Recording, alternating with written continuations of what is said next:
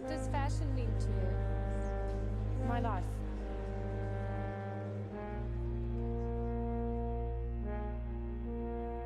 Izzy died proud. She died having achieved beyond her wildest dreams.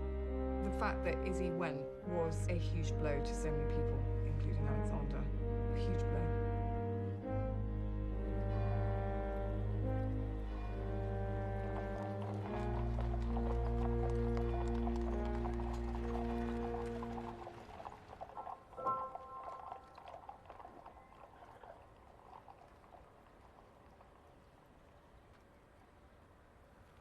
I saw him at Izzy's funeral, and I've never seen anyone so devastated. Couldn't recognize him. He sat right behind me. But I turned around, this person in the Highland, a kilt and a hat and looking very... I thought, my God, it's McQueen, Alexander. And the look on his face was haunting. I felt for him. You could just feel, you could just see the pain he suffered. And I could see the love. Huh? Never denied the love. It was such a love affair between those two. Izzy seemed to slot in between a sister and a mum, and she was in the middle, and Lee just loved Izzy. The connection between Izzy and McQueen, they both carried sadnesses. Alexander had been abused. He felt that person had destroyed his innocence. Izzy had this very sad incident when she was a child, about 5 years old, and her brother she was playing with died.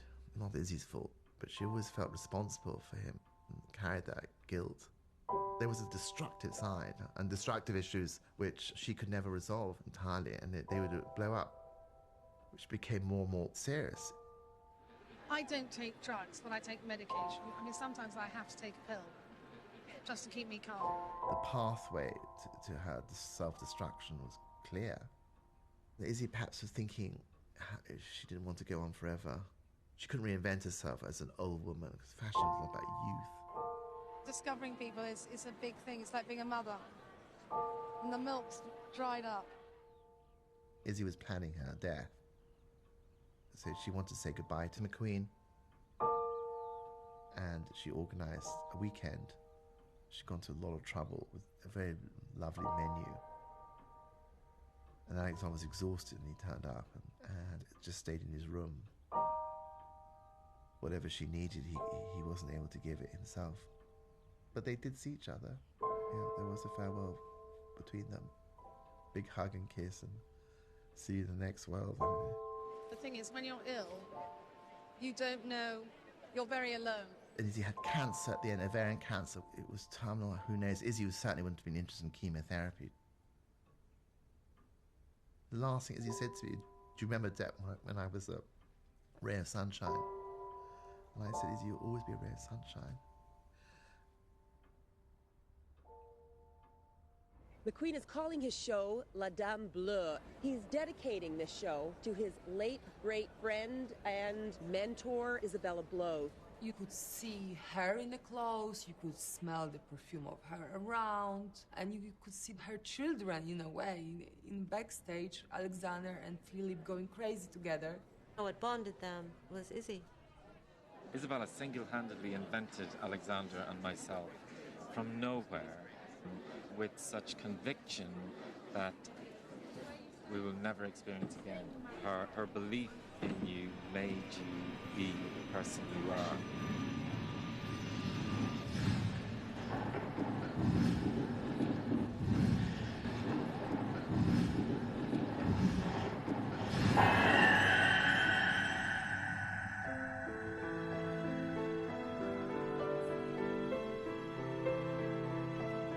Once you sat down and you saw the set and the music, and you were there. And it held you because I kept seeing her in the clothes that he was putting on the catwalk, and the hats, of course, that Philip was designing. It was actually creating some mythical figure that was like his presence at the show.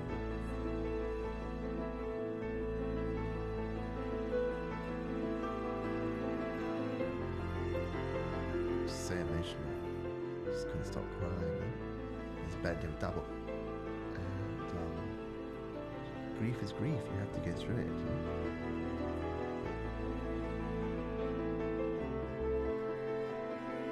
And then to see them come on and realise how young they were, and they'd lost a great friend, and how they had loved her.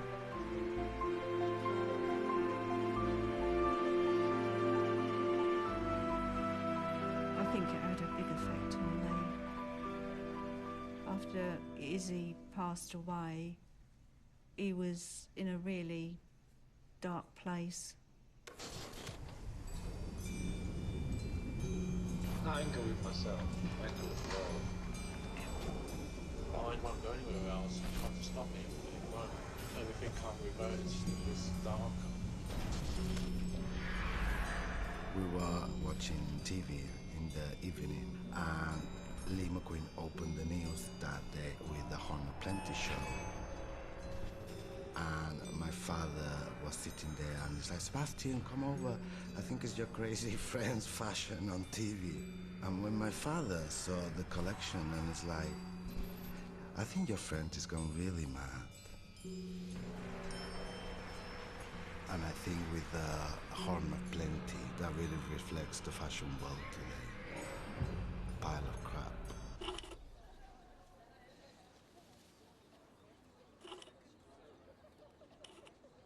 3 years of being apart, I think a lot, and I think he thinks a lot also. When I called him, it was like, hello, Lee? Hello? It's like, Lee, it's Sebastian. Where the fuck have you been all this time, you fucking bastard? We just started again like the brothers we were before. So then I took the ferry to Ibiza, and I went to his villa. When he opened the door, I was in shock because the person who opened the door, he was a different person. He was really skinny and looking very fragile and very, very pale. When I hugged him, that's when I noticed something has changed, because his body structure was just bones. There was hardly any muscle or flesh there. Lee come in with the idea of having an invitation for a show that had that metamorphosis. He wanted his face to transform into the skull. Everything in his life had just led to these feelings of torment. Lee was HIV positive. Even though it isn't a death sentence as such, I think it was always in the back of Lee's mind. You'd feel the bad vibes when Lee was down, you know. There was a real depression that was brought with that as well.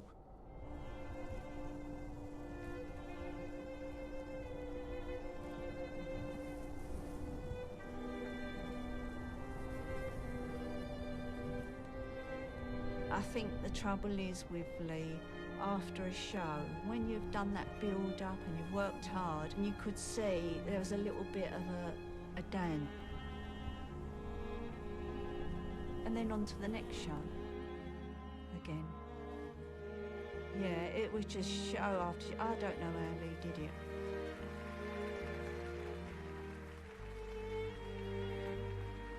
The pressure's kind of quite immense now because of the Gucci contract, and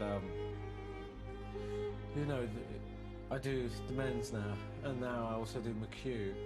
So it's about 14 collections a year again, same as when I was at Givenchy. So it's hard work.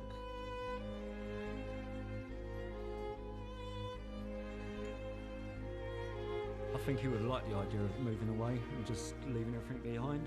But as it was his name above the door and his reputation as a person and everything he had built, he couldn't just abandon it.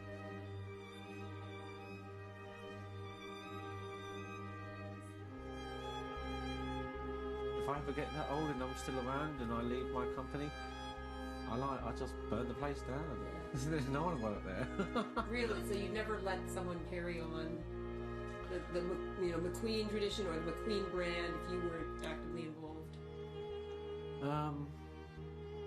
I don't think so. I mean, it does. Because that person will have to come up with the concepts for my show. My shows are so personal. How can that be? I said, why don't you just step away, Lee, for a year? And he just said, you don't understand. He said, I'm responsible for 50 people. Like, they've got to pay their mortgage. I can't just stop.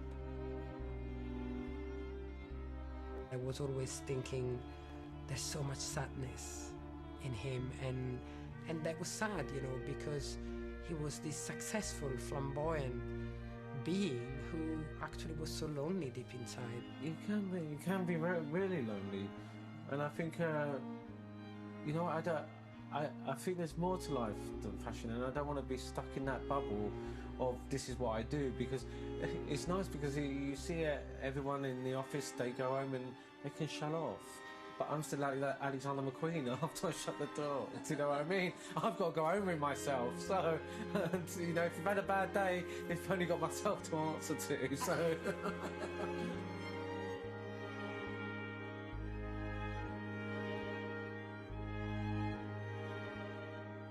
I mean, with us, it was like behaving all right, okay, but deep inside, we knew that he wasn't 100%. He could hear voices. He was telling me that they were chasing him. One thing he used to say, paranoia will destroy us. I remember doing a drawing, which is basically it's got lots of cameras around. And then we're thinking, well, maybe the cameras could be on robots. It was always about getting the camera right in your face, and it's surveillance, and it's making the audience a bit uncomfortable. The idea behind Plato's Atlantis is where people come from the land and go back into the sea. I'm looking for something that doesn't exist. That's the most amazing recent place. I can't imagine anywhere that's in my mind but really exists. He loved swimming, scuba diving.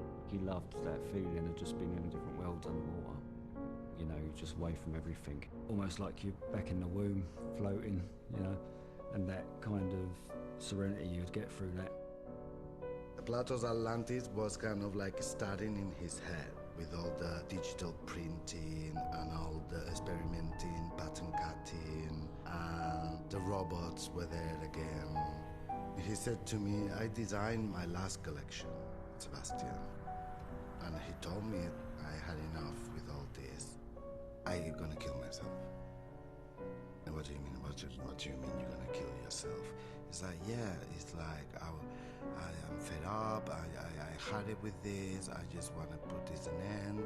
And in my last show, in the end, he said, do you remember Voss? So I'm gonna do the sort of same thing, but it's gonna be a perspex box the size of a human being. So when the show ends, this box is gonna come out from the ground with me inside, and then I'm just gonna shoot myself. And I mean, I just didn't know how to react to that. You know what I mean? Because he sounded so convinced. Yeah, my life's always been a roller coaster, up and down. Yeah, I still don't want to get off. It was like he thought that the whole fashion system was against him. And I said, no, no one is against you. But if you are thinking to do this, you're gonna harm so many people. Because people come to your shows to see your beauty, your talent, your creativity, and to see you, to see your work.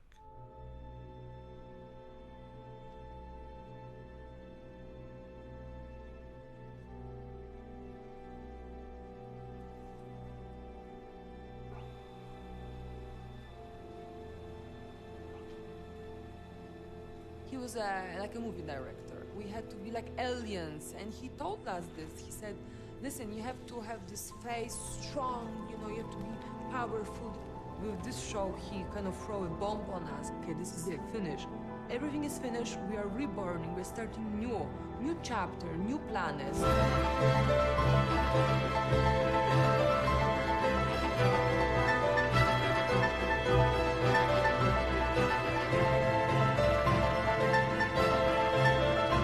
was really scared. I tried to not to picture myself falling. I wanted him to be proud of me, and I wanted him to be proud that he has such an army of models.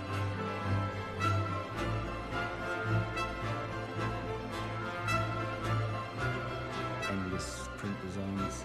It might have been a fish's fin, scales from a snake, and then manipulated and montaged into a repeat pattern and become something else unrecognisable.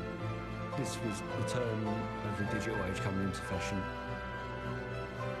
If towards the end wasn't happy, why his best collection was there?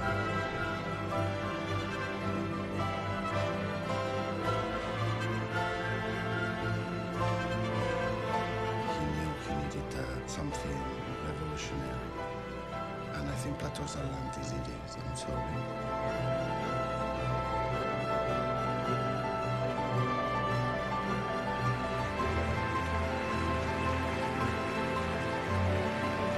I didn't go to Plato, my mum not being well. She was on dialysis at the time. Lee didn't really want to face the fact that we was going to lose Mum because he'd lost Izzy. He wasn't dealing with Mum not being well.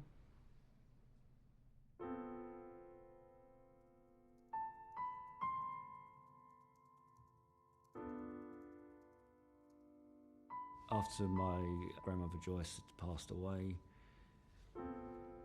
he was in a really bad shape. Lee was distraught. We were sitting in the living room at my dad's, and he didn't look himself at all, Lee. I mean, we was all taking my mum's passing bad, but I think we was all worried about Lee because obviously Mum and Lee idolised my mum.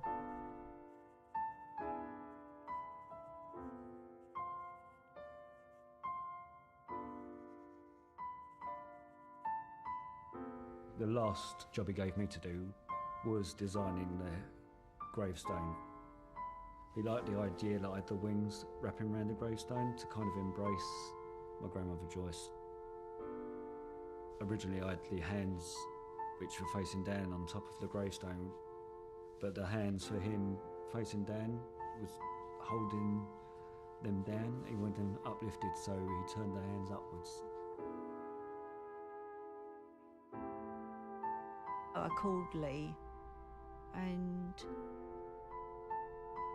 we spoke about Mum's funeral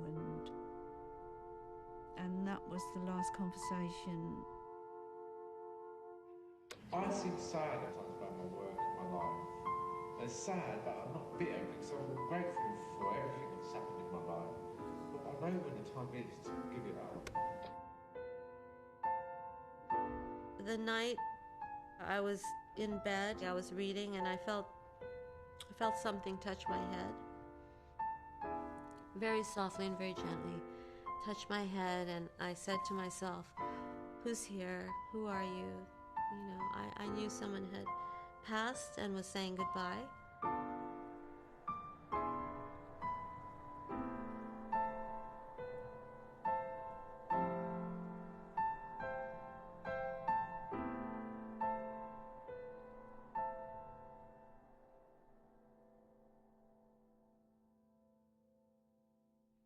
I got a call at 9:30 in the morning from my sister, and then that phone call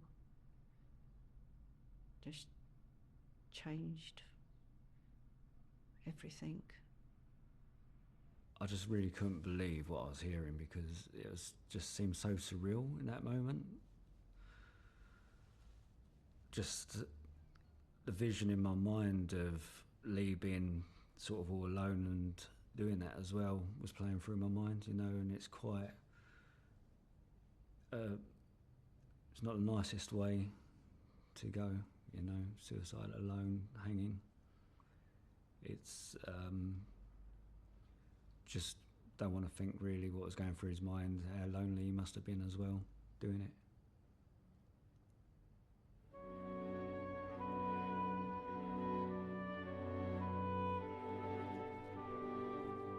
The fashion world is in shock tonight over the news that Alexander McQueen has Alexander died. McQueen, the darling of British fashion, has been found dead after a... Alexander McQueen, 40 anni, è stato trovato morto, si dice impiccato nella propria... Вечная память. Торговая марка Александра Маккуина продолжит существовать. Tras la repentina muerte del diseñador de 40 años, Alexander McQueen. On a appris ce soir la mort du styliste britannique Alexander McQueen. Ce grand nom de la haute couture était âgé de 40 ans.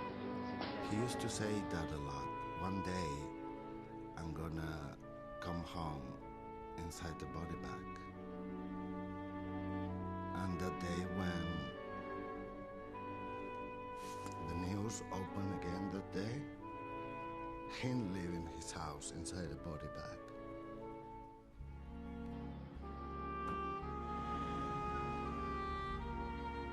I'd taken my kids to Hamley's 100th year celebration, and my partner picked me up and said, I can't do it. Just be really silly, I just cried. He said, Lee's dead. And it was just such a shock, and I was so angry for a really long time. Could you think, just how did that happen? You know, I think that perhaps after my mum went, that he felt there was nothing that could make him happy anymore. And I just think it was in that moment that he had that emptiness. I miss him a lot, yeah. I miss that, you know, he could have had like some really great happiness in his life, and he didn't quite have that in his personal life, and that's what I wished for him most.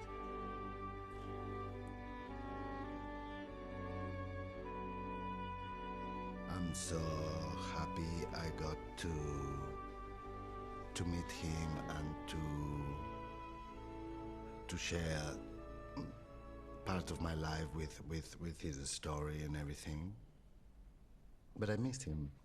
I wish things ended in a different way.